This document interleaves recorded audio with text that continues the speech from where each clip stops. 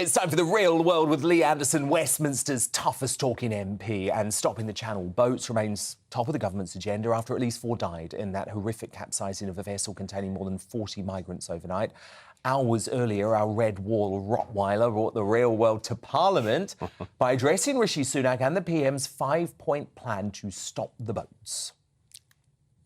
Called The Real World, and in The Real World, people know that the vast majority of people travelling here on small boats are not genuine refugees. So the public get it, even the Albanian ambassador gets it, we all get it. Prime Minister, when will the opposition get it and realise that the vast majority that are coming over are not genuine asylum seekers? Yeah. Well, Mr Speaker, my honourable friend is a fantastic champion on this issue, and he's absolutely right. We on this side of the House are on the side of the British people. Then today, Lee supported a defeated members' bill from colleague Jonathan Gullis, also backed by Boris Johnson and Priti Patel, that would allow us to bypass the ECHR and kickstart Rwanda deportations immediately. Now, Dominic Raab has made headlines by saying, Lee, today, this evening, that Number 10 hasn't ruled out leaving the ECHR. But when Sunak was quizzed about it numerous times yesterday, he wasn't prepared to commit at all, or even say it's an option. Yeah, it's a touchy subject, Dan, at the moment with our own party and Why? Parliament. It just is. There's so many members of our own party on those backbenchers that are just so against leaving the ECHR. From day one, I've always said, I've been quite adamant about it, that if it means leaving the ECHR to get our own way to control our borders, then we should do it. I'm hopeful that the Bill of Rights and these new points that Rishi raised yesterday will sort of get round that. But if not, let's leave it. I mean, what are we faffing about that? It's our own country. We should be able to protect our own borders. And if it means leaving the ECHR, let's just do it. Crack on. Well, yeah, indeed. And as your colleague Jonathan Gullis pointed out quite rightly, Sunak, in the summer leadership campaign, said that if it was necessary to leave the ECHR, he would. So what's changed? I think there's quite a few people in that leadership campaign, Dan, if we're honest, that made certain promises. Yeah. That's just the nature of politics. Look, nothing's off the table. As you've quite rightly said tonight, Dominic said something which is quite interesting, that excites me a little bit. Look, this is the last chance saloon for us. We've got to sort this migrant crisis out. Look, nothing's off the table. And, you know, if it means leaving the ECHR, then so be it. But if we don't sort this out, you know, the party is on notice. I said this last week. If we don't sort this out, we've got big problems come the next election, because nobody will trust us on protecting our borders. Because, Lee, you wrote a very powerful column in the Mail on Sunday at the weekend. I did.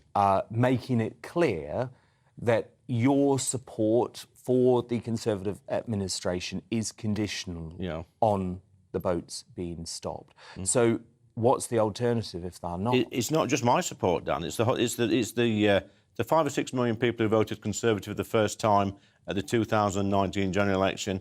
Their votes are conditional on us sorting this out.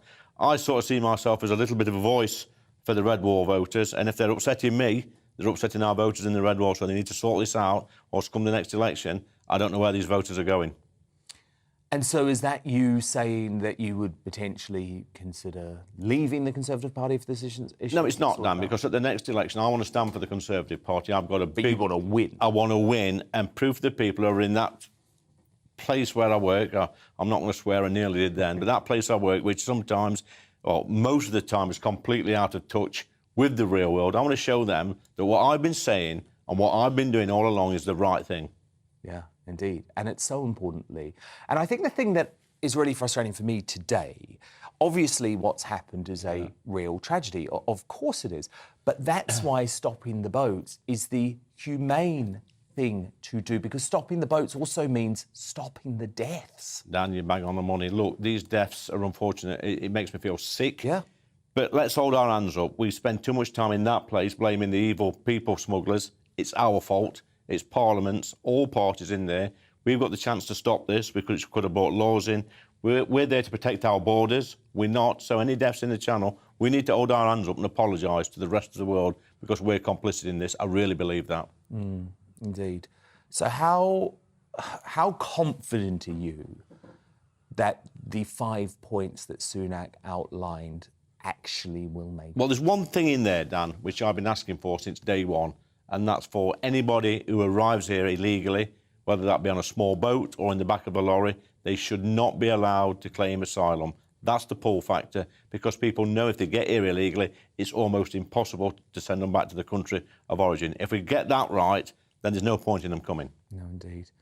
And now, look, Lee, I had to ask you about this. Former Liverpool football star Jamie Carragher has made waves with a column insisting that the next English manager, if it's not Gareth Southgate continuing in the role, should be English. Yeah. But former Sky Sports presenter Richard Keys confronted Carragher about it, calling the idea nonsense, and said that it bordered on racism. So who's right? Well, I don't know what Jamie Carragher's talking about using the English word. He can't even speak English, Dan. I've listened to him.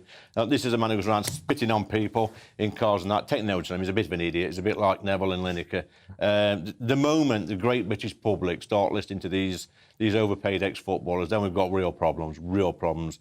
Look, most people in the real world don't give a monkeys what nationality the English manager is. If the next English manager is an Eskimo and he wins the World Cup, we'll all be jumping up and down and say what a great man he is. Or woman. Very true. And look, Lee, I wanted to finish with this because it's blown my mind this week. The attempt to rewrite reality continues, with the Cambridge Dictionary updating its definition of a woman to include, quote, anyone who identifies as female regardless of their sex at birth. Have we reached the point of no return? Well, look here, Dan. I mean, the lunatics have taken over the asylum. They've infiltrated all swathes of society. But I will tell you this about my gender test.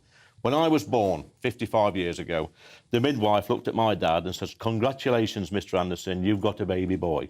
He didn't say, congratulations, Mr. Anderson, we'll let you know in about 18 years' time when he's made his mind up what sex he's going to be, what you've actually had. It's complete nonsense, Dan. And like I say, in the real world, people are fed up of this nonsense that's being pumped into us every day. And it's quite dangerous, isn't it, given this is the Cambridge Dictionary? This is one of those places that we turn, actually, to go with the facts and escape this sort of mad woke mind virus, as Elon Musk Well, I'm telling you now, Dan, it. I said it on Twitter today, because you know I'm on Twitter. You're back I'm back on Twitter. Yes. This dictionaries, I've done with dictionaries now. I'm going to go home and rip my dictionary up like I do The Guardian whenever I see one in the tea room and lob it in the bin.